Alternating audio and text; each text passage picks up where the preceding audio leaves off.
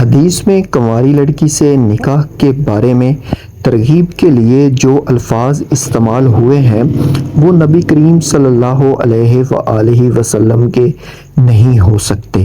چنانچہ سیدہ عائشہ سے روایت ہے، انہوں نے کہا کہ میں عرض کی، اللہ کے رسول، آپ مجھے بتائیں کہ اگر آپ کسی وادی میں پڑاؤ کریں، وہاں ایک درخت ہو جس میں اونٹ چر گئے ہوں اور ایک ایسا درخت سے اپنے اونٹ کو کھلائیں گے، آپ نے فرمایا اس درخت سے جو کسی اونٹ کو نہ کھلایا گیا ہو۔ سیدنا عائشہ رضی اللہ عنہا کا اشارہ اس طرف تھا کہ رسول اللہ صلی اللہ علیہ وآلہ وسلم نے ان کے علاوہ کسی کنواری لڑکی سے نکاح نہیں کیا۔ صحیح بخاری۔ پہلی بات، اس حدیث میں کوئی معیوب کلام نہیں بلکہ عمدہ الفاظ میں ایک حقیقت کا اظہار ہے جسے کوئی ذی عقل رد نہیں کر سکتا۔ دوسری بات، یہ کلام تو نبی کریم کی شان اور عظمت کو بیان کرتا ہے، کیونکہ اس اہم بات کو انتہائی عمدگی اور فصیحانہ و جامع الفاظ میں بیان کیا گیا کہ مسئلے کی اہمیت بھی واضح ہو گئی اور الفاظ مثال بھی مذہب رہے۔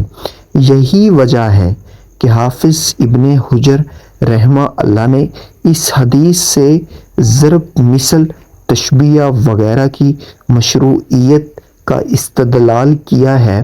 اس تشبیہ و کنایہ کو سیدہ عائشہ کا سمجھ جانا اور اس مسئلے کی طرف نشاندہی سے ان کی بلاغت و فطانت بھی واضح ہوتی ہے، جیسا کہ سیدہ عائشہ کی اس بلاغت و فہم کو حافظ ابن حجر نے بھی اس حدیث کی روشنی میں بیان کیا۔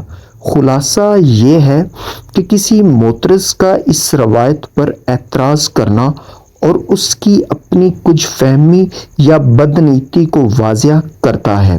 حدیث میں متمل اسلوب تو قابل تعریف و تحسین ہے، نہ کہ قابل اعتراض۔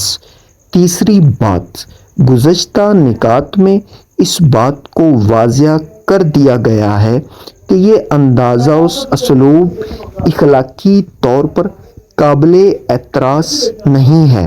رہی بات کنواری کے بارے میں خصوصی ترغیب کی، تو کنواری عورت یا کنوارے مرد سے شادی کی حیثیت و اہمیت دنیا کے تمام مذاہب و تہذیبوں اور قوانین میں مسلم ہے۔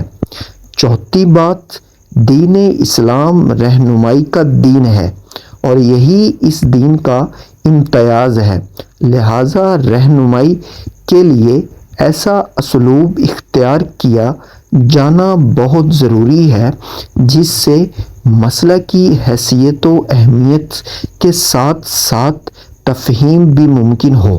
یہی وجہ ہے کہ قرآن کریم میں بھی اس قسم کا اسلوب موجود ہے، مگر اسے قابل اعتراض قرار نہیں دیا جا سکتا، برملا بھی کر دیتے ہیں، جو کہ ہمیں ہرگز نہیں کرنا چاہیے۔ مختلف خاندانوں میں مختلف اصول اور رجحانات پائے جاتے ہیں۔ ہم دو موضوعات پر بحث کر رہے ہیں، ایک تو لڑکی جس کی عمر زیادہ ہو رہی ہے اور شادی ہو نہیں پا رہی، کیونکہ اس طریقے سے ہم اپنی زیادہ بہتر انفرادی تربیت کر سکتے ہیں، لوگوں سے میل جول بڑھتا ہے، ہماری تخلیقی صلاحیتیں پروان چڑھتی ہیں۔ ایک دوست بنائیں مگر اچھا اور ہمدرد بنائیں۔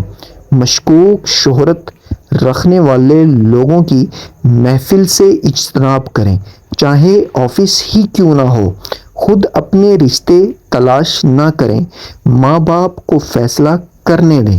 جذبات سے کم اور دماغ سے زیادہ سوچیں۔ جب بھی شادی کریں خوشی سے کریں، پسند کی کریں یا ارینج کریں، اور ماں باپ کی سرپرستی میں کریں۔ Thank you for watching Kharal T V.